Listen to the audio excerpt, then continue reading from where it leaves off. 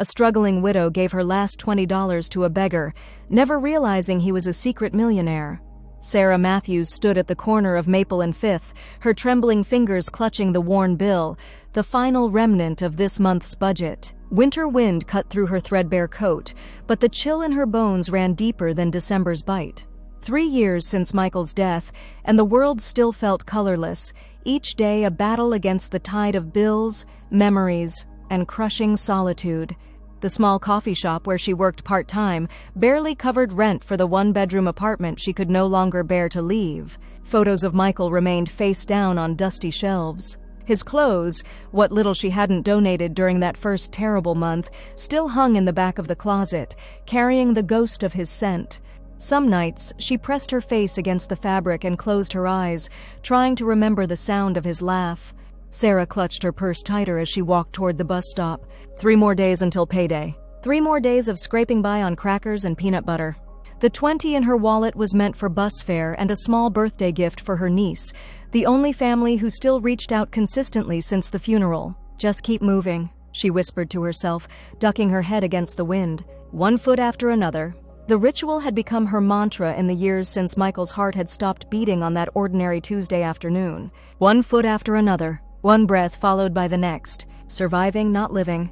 She nearly stepped over the man huddled against the brick wall of the pharmacy. His weathered face was partially hidden beneath a gray beard, his clothes layered but inadequate against the brutal cold. A small cardboard sign rested against his knees. Anything helps. God bless. Sarah had passed dozens of homeless people in the 3 years since becoming a widow. Usually, she averted her eyes, not out of callousness but because their suffering mirrored something broken inside her. Today, though, something made her pause. Perhaps it was the way he stared at a small, worn photograph in his gloved hands. Perhaps it was the quiet dignity in his posture, or the fact that, unlike many others, he asked for nothing as she approached. Whatever the reason, Sarah stopped. The man looked up, and she saw eyes the color of faded denim, clear, alert, and rimmed with a sadness she recognized all too well. Not the desperate haze of addiction or mental illness that so often haunted the homeless, but the sharp clarity of someone who remembered better days. "Evening, ma'am," he said, his voice surprisingly gentle and articulate. Sarah's hand moved to her purse before her brain could intervene. The logical part of her mind screamed in protest. This was her last $20, the thin thread keeping her afloat until Friday. But her fingers withdrew the bill anyway, extending it toward the stranger. "It's not much," she said, her voice catching. "But maybe it'll help with something warm tonight." The man studied her face for a long moment before accepting the money. His gloved fingers brushed against hers, a momentary connection that sent an unexpected warmth through her palm. "Thank you," he said simply. "My name is Thomas." "Sarah," she replied, surprised to find herself sharing even that small piece of herself. Something in his eyes held her there a moment longer than necessary. A question formed on her lips. Where was he from? What was his story? But the distant rumble of the approaching bus pulled her attention away. "I have to go," she mumbled, suddenly embarrassed by the interaction. Thomas nodded. "Safe travels, Sarah." As the bus carried her home, Sarah stared out the window at the gray city blurring past. The $20 had been foolish generosity she couldn't afford. Tomorrow, she'd have to walk the 3 miles to work rather than take the bus. Her niece would receive a handmade card instead of the small bracelet Sarah had planned to buy. Yet somehow, she couldn't bring herself to regret the decision. That night, as she curled beneath 2 blankets in her cold apartment, the heat turned down to save on utilities, Sarah dreamed of Michael for the first time in months. Not the Michael of the hospital bed, pale and connected to machines, but the Michael of their early years, laughing, whole. In the dream, he smiled at her with such tenderness that she woke with tears streaming down her face. "I miss you," she whispered into the darkness. "I don't know how to do this without you." The winter sun rose reluctant and weak the next morning. Sarah dressed in layers for the long walk to the coffee shop, her breath forming clouds in the unheated apartment.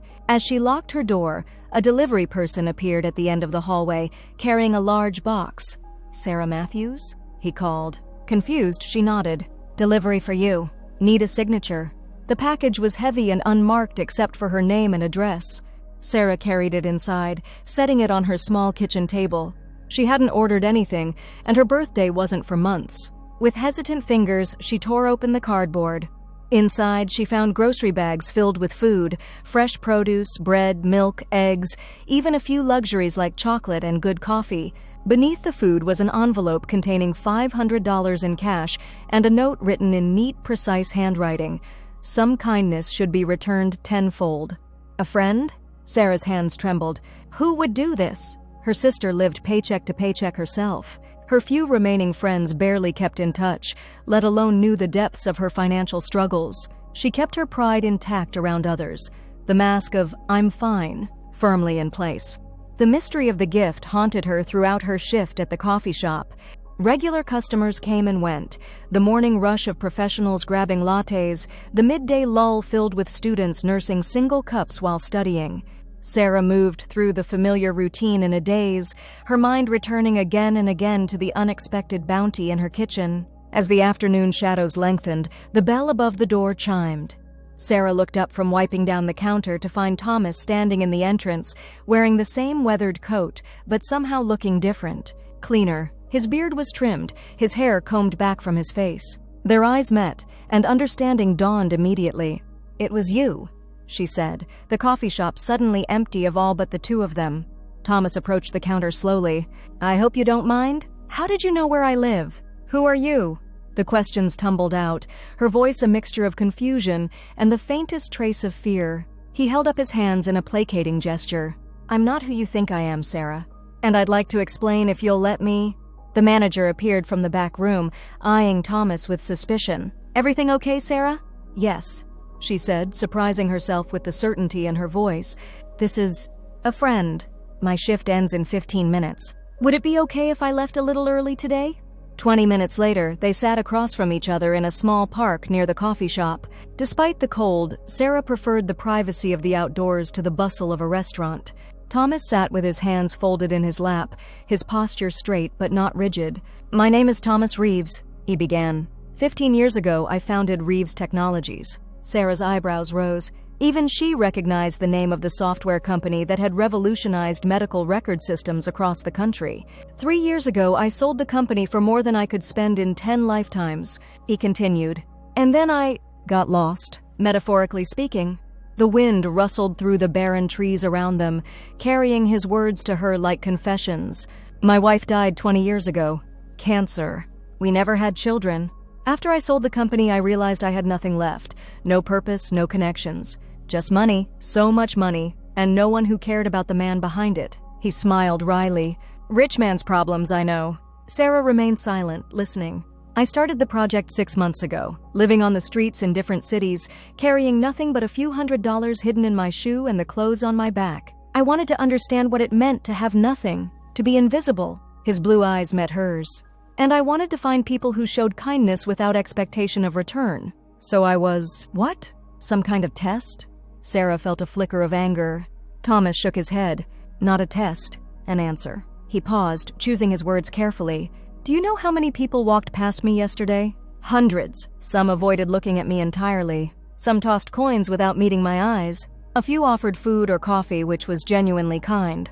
He leaned forward slightly. But you, Sarah, you gave me your last $20. I saw your hesitation. I saw how worn your shoes are, how thin your coat is. I saw everything about you that screamed you couldn't afford that kindness, and yet you offered it anyway. Sarah looked away, uncomfortable with his assessment. It was nothing. It was everything, Thomas countered gently.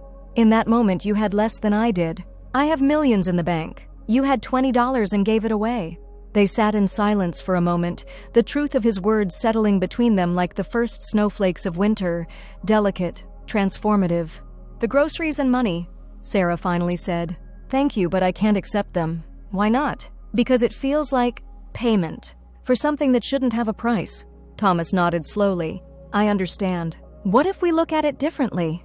Not as payment, but as an opportunity. What kind of opportunity? I've been searching for someone to help me establish a foundation, the kind of organization that identifies people who've fallen through society's cracks and provides them with what they need most. Not just money, but connections, purpose, a way forward. He met her eyes. Someone who understands both loss and resilience would be invaluable in shaping such a mission. Sarah stared at him, disbelief written across her face. You want to offer me a job? You don't even know me. I know enough, Thomas said simply. I know you give when you have nothing left. I know you look people in the eye when you speak to them. I know you're surviving, but you've forgotten how to live, his voice softened. I recognize it because I see the same thing in my mirror every morning. The proposition hung between them, impossible and somehow inevitable. Sarah thought of her empty apartment, the photographs she couldn't bear to look at, the mechanical rhythm of her days, one foot after another, surviving, not living. I need time to think, she finally said.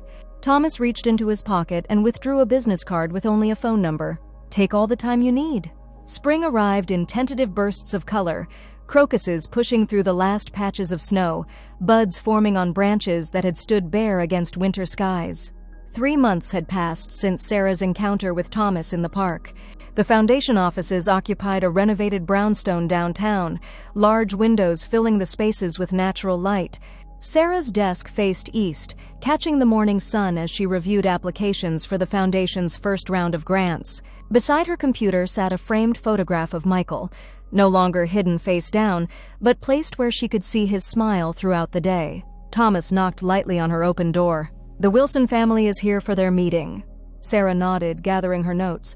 The Wilsons had lost their home in a fire 2 months ago. The foundation was helping them navigate insurance claims, temporary housing, and the emotional aftermath of losing everything. I'll be right there, she said, pausing to straighten Michael's photograph. Thomas noticed the gesture. Anniversary? His birthday? Sarah replied quietly. He would have been 42 today. Thomas nodded, understanding without needing more explanation. Take your time.